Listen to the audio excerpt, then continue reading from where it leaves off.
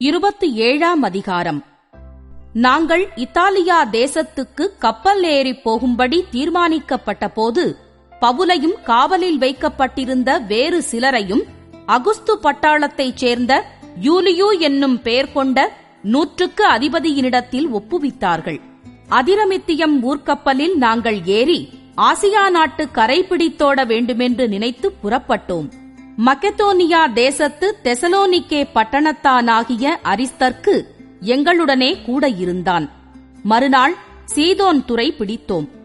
யூலியு பவுலை பட்சமாய் நடப்பித்து அவன் தன் சிநேகிதரிடத்திலே போய் பராமரிப்படையும்படிக்கு உத்தரவு கொடுத்தான். அவ்விடம் விட்டு நாங்கள் புறப்பட்டு எதிர்காற்றாயிருந்தபடியினால் சீப்புரு தீவின் ஒதுக்கிலே ஓடினோம். பின்பு சிலிசியா பம்பிலியா நாடுகளின் கடல் வழியாய் ஓடி லீசியா நாட்டு மீரா பட்டணத்தில் சேர்ந்தோம். இத்தாலியாவுக்கு போகிற அலெக்சந்திரியா பட்டணத்து கப்பலை 100க்கு அதிபதி அங்கே கண்டு எங்களை அதில் ஏற்றினான். காற்று எங்களை தடுத்தபடியினாலே நாங்கள் அநேக நாள் மெதுவாய்ச் சென்று வருத்தத்தோடே கினீது பட்டணத்திற்கு எதிரே வந்து சல்மோனே ஊருக்கு எதிராய் கிரேத்தா தீவின் ஒதுக்கில் ஓடினோம். அதை வருத்தத்தோடே கடந்து நல்ல துறைமுகம் எண்ணப்பட்ட ஒரு இடத்திற்கு வந்தோம். லசேய பட்டணம் அதற்குச் சமீபமாயிருந்தது. வெகுகாலம் சென்று உபவாச நாளும் கழிந்து போனபடியினாலே இனி கப்பல் யாத்திரை செய்கிறது மோசத்திற்கு ஏதுவாயிருக்குமென்று பவுல் அவர்களை நோக்கி, மனுஷரே, இந்த யாத்திரையினாலே சரக்குக்கும் கப்பலுக்கும் மாத்திரமல்ல, நம்முடைய ஜீவனுக்கும் வருத்தமும் மிகுந்த சேதமும் உண்டாயிருக்குமென்று காண்கிறேன் என்று சொல்லி அவர்களை எச்சரித்தான். 100க்கு அதிபதி பவுலினால் சொல்லப்பட்டவைகளை பார்க்கிலும் மாலுமியையும் கப்பல் எஜமானையும் அதிகமாய் நம்பினான்.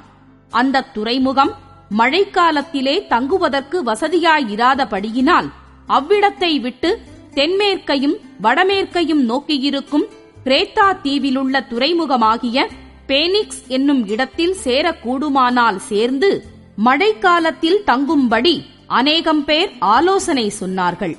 தென்றல் மெதுவாய் அடித்தபடியால் தாங்கள் கோரினது கைகூடி வந்ததென்று எண்ணி அவ்விடம் விட்டு பெயர்ந்து கிரேத்தா தீவுக்கு அருகாக ஓடினார்கள்.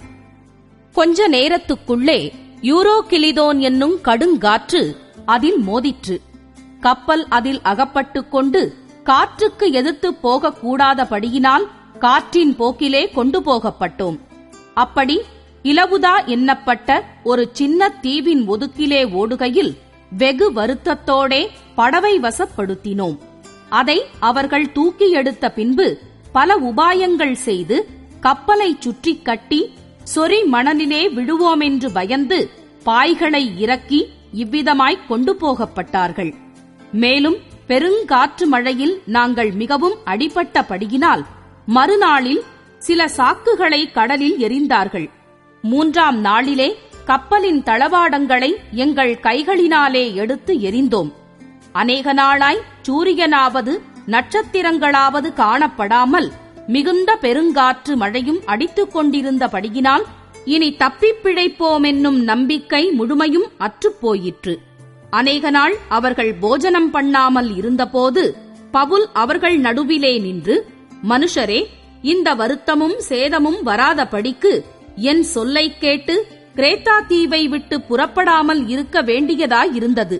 ஆகிலும் திடமனதாயிருங்களென்று இப்பொழுது உங்களுக்கு தைரியஞ்சொல்லுகிறேன்.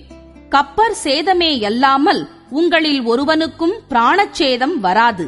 ஏனென்றால் என்னை ஆட்கொண்டவரும் நான் சேவிக்கிறவருமான தேவனுடைய தூதனானவன் இந்த ராத்திரியிலே என்னிடத்தில் வந்து நின்று, பவுலே, பயப்படாதே, நீ ராயனுக்கு முன்பாக நிற்க வேண்டும்.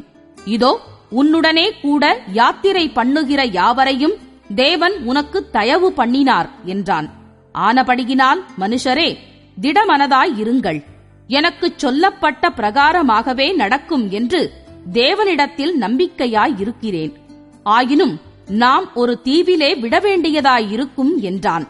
14ஆம் ராத்திரியான போது நாங்கள் ஆதிரியா கடலிலே அலைவுபட்டு ஓடுகையில் நடுஜாமத்திலே கப்பலாட்களுக்கு ஒரு கரை கிட்டி வருகிறதாக தோன்றிற்று. உடனே அவர்கள் விழுதுவிட்டு 20 பாகமென்று கண்டார்கள். சற்றப்புறம் போன பொழுது மறுபடியும் விடுதுவிட்டு 15 பாகமென்று கண்டார்கள். பாறை இடங்களில் விழுவோமென்று பயந்து பின்னணியத்திலிருந்து 4 நங்கூரங்களை போட்டு பொழுது எப்போது விடியுமோ என்றிருந்தார்கள். அப்பொழுது கப்பலாட்கள் கப்பலை விட்டோடி போக வகை தேடி முன்னணியத்திலிருந்து நங்கூரங்களை போடப்போகிற பாவனையாய் படவை கடலில் இறக்குகையில் பவுல் 100க்கு அதிபதியையும் சேவகரையும் நோக்கி, இவர்கள் கப்பலில் இராவிட்டால் நீங்கள் தப்பிப் பிழைக்க மாட்டீர்கள் என்றான். அப்பொழுது போர் சேவகர் படவின் கயிறுகளை அறுத்து அதை தாழ விழவிட்டார்கள்.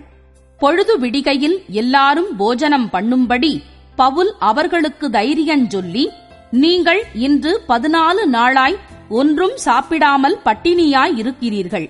ஆகையால் போஜனம் பண்ணும்படி உங்களை வேண்டிக் கொள்ளுகிறேன். நீங்கள் தப்பிப் பிழைப்பதற்கு அது உதவியாயிருக்கும். உங்கள் தலையிலிருந்து ஒரு மயிரும் விழாது என்றான். இப்படிச் சொல்லி அப்பத்தை எடுத்து எல்லாருக்கு முன்பாகவும் தேவனை ஸ்தோத்திரித்து அதை பிட்டு புசிக்கத் தொடங்கினான். அப்பொழுது எல்லாரும் திடமனப்பட்டு புசித்தார்கள். கப்பலில் 276 பேர் இருந்தோம். திருப்தியாக புசித்த பின்பு அவர்கள் கோதுமையை கடலிலே எறிந்து கப்பலை இலகுவாக்கினார்கள். பொழுது விடிந்த பின்பு இன்ன பூமி என்று அறியாதிருந்தார்கள். அப்பொழுது சமமான கரையுள்ள ஒரு துறைமுகம் அவர்களுக்கு தென்பட்டது. கூடுமானால் அதற்குள் கப்பலையோட்ட யோசனையாயிருந்து நங்கூரங்களை அறுத்து கடலிலே விட்டுவிட்டு சுக்கான்களுடைய கட்டுகளை தளரவிட்டு பெரும் பாயை காற்றுமுகமாய் விரித்து கரைக்கு நேராய் ஓடி இருபுறமும் கடல் மோதிய ஒரு இடத்திலே கப்பலை தட்ட வைத்தார்கள். முன்னணியம் ஊன்றி அசையாமலிருந்தது.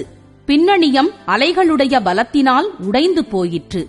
அப்பொழுது காவல் பண்ணப்பட்டவர்களில் ஒருவனும் நீந்தி ஓடிப்போகாத படிக்கு அவர்களை கொன்று போட வேண்டுமென்று போர் சேவகர் யோசனையாயிருந்தார்கள்.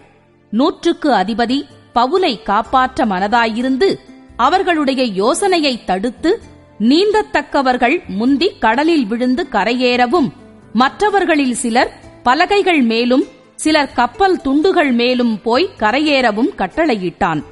இவ்விதமாய் எல்லாரும் தப்பிக் கரை சேர்ந்தார்கள்.